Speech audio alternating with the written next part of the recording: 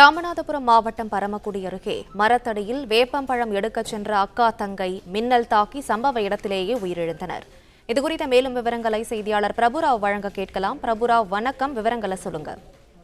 நிச்சயமாக இன்று குறிப்பாக ராமநாதபுரம் மாவட்டத்தில் கடந்த 2 நாட்களாக வெயிலின் தாக்கம் அதிகமாக இருந்து வந்த நிலையில் இன்று காலை முதல் மாவட்டத்தின் பல்வேறு பகுதிகளில் கனமழை பெய்து வருகிறது. குறிப்பாக இன்று 11 மணிக்கு மேல் பரமக்குடி சுற்றுவட்டார பகுதி மட்டுமல்லாமல் ராமநாதபுரம் சுற்றுவட்டார பகுதியில் தொடர்ந்து கனமழை பெய்தது. இந்நிலையில் பரமக்குடி அடுத்து சத்திரக்குடி அருகே இருக்கக்கூடிய வாழவந்தாள்புரம் கிராமத்தைச் சேர்ந்த அஸ்பியா பானு 13 வயது சிறுமி, அவரது தங்கை சபிகா பானு 9 வயது சிறுமி இருவருமே அரசு பள்ளியில் படித்து வருகிறார். இன்று விடுமுறை என்பதால் அவர்கள் வீட்டிற்கு அருகே இருக்கக்கூடிய அந்த வேப்ப மரத்தில் வேப்பம் பழங்களை சேகரிப்பதற்காக சென்றுள்ளனர். அப்போது திடீரென இந்த இடி மின்னலுடன் கனமழை பெய்த நிலையில் மின்னல் தாக்கியதில் இருவருமே சம்பவ இடத்தில் உயிரிழந்தனர்.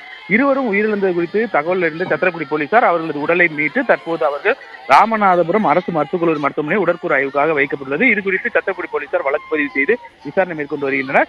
இடி மின்னல், அதாவது அந்த குறிப்பாக அந்த வாழவந்தாள்புரம் கிராமம் மட்டுமல்லாமல் சத்திரக்குடி அடுத்திருக்கக்கூடிய அச்சந்தல் வயல் உள்ளிட்ட பகுதியில் தொடர்ந்து கனமழை பெய்து வருவதுடன் இடி மின்னல் தாக்கி அதிகமாக இருந்து வருகிறது. இந்நிலையில் இந்த மின்னல் தாக்கியதில் சகோதரிகள் இருவரும் சம்பவ இடத்தில் உயிரிழந்தது இந்த வாழவந்தாள்புரம் கிராமத்தில் பெரும் சோகத்தை ஏற்படுத்தியுள்ளது.